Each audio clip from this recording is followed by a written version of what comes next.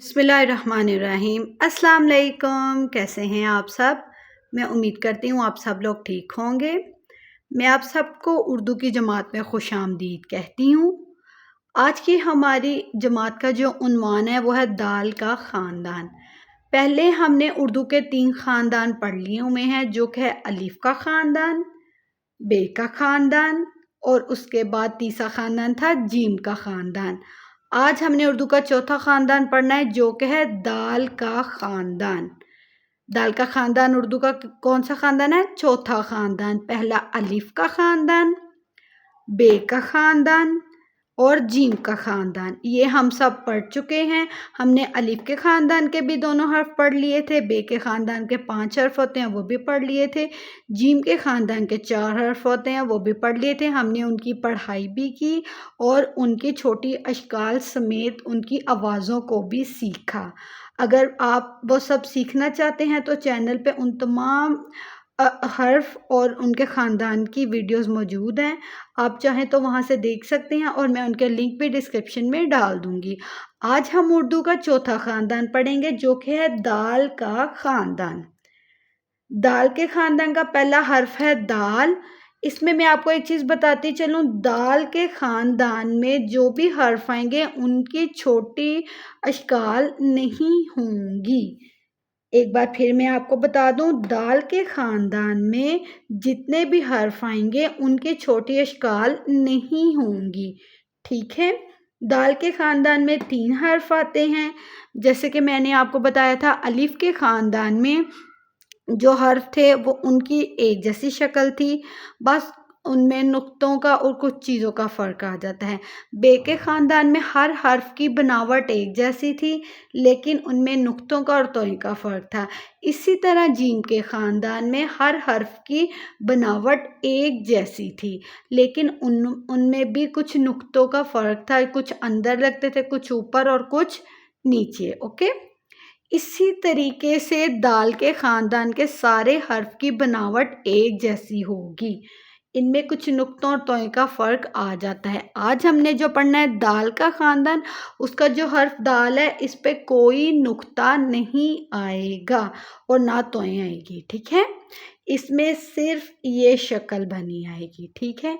दाल की आवाज़ होती है द। दाल की आवाज़ क्या होती है? द। ये दाल की पढ़ाई है, चले मेरे साथ मिलके दाल की पढ़ाई करते हैं।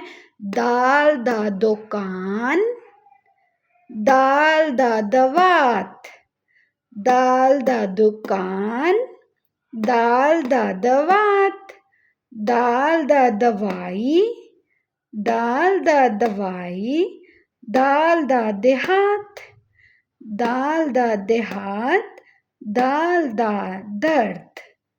एक बार फिर से पढ़ाई करेंगे। दाल दा दुकान, दाल दा दवात, दाल दा दवाई, दाल दा देहात, दाल दा दर्द।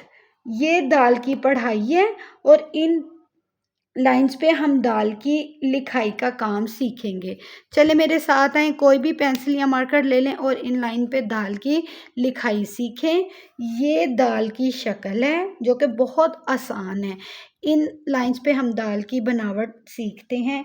ये है दाल की लिखाई। आपने इस नुक्ते से शुरू करनी है और इस तरह से इसकी लिखाई होगी, दाल। ठीक है। ये दाल की लिखाई है और मैंने आपको जैसे कि पहले बताया, दाल की छोटी शक्ल नहीं होती। यही दाल की छोटी शक्ल है, यही दाल की बड़ी शक्ल है। ठीक है। ये दाल के ख़ानदान का पहला हर्फ है।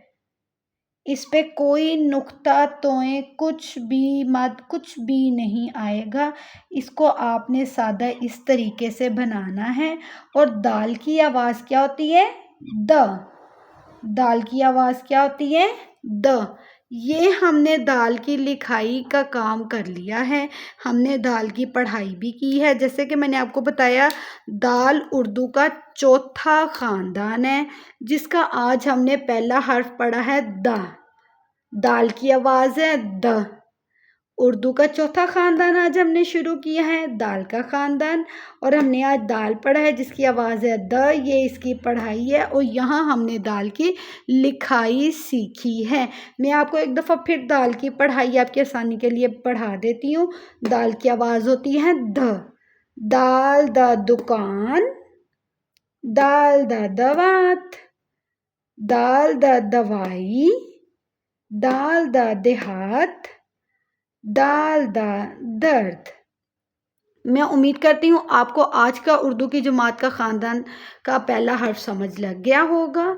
आपने अगर बाकी ख़ानदान और उनके हर्फ भी सीखने हैं तो वो आप चैनल पे जाके वीडियोस देख के सीख सकते हैं। ठीक है, ये उर्दू की लिखाई हमने यहाँ सीखी है, यहाँ हमने पढ़ाई सीखी है। आज हमने जो हर्फ सीखा वो है दाल जिसकी आवाज़ थी द। चलें, अब अपना बहुत सारा ख्याल रखें। मिलते हैं हम हमारी अगली जमात में। तब तक अपना ख्याल रखें। चैनल को सब्सक्राइब करते हुए जाया करिए। वीडियो देख के वीडियो पे लाइक शेयर कमेंट और फॉलो करना तो बनता है। तब अल्लाह हाफिज़, बाय बाय।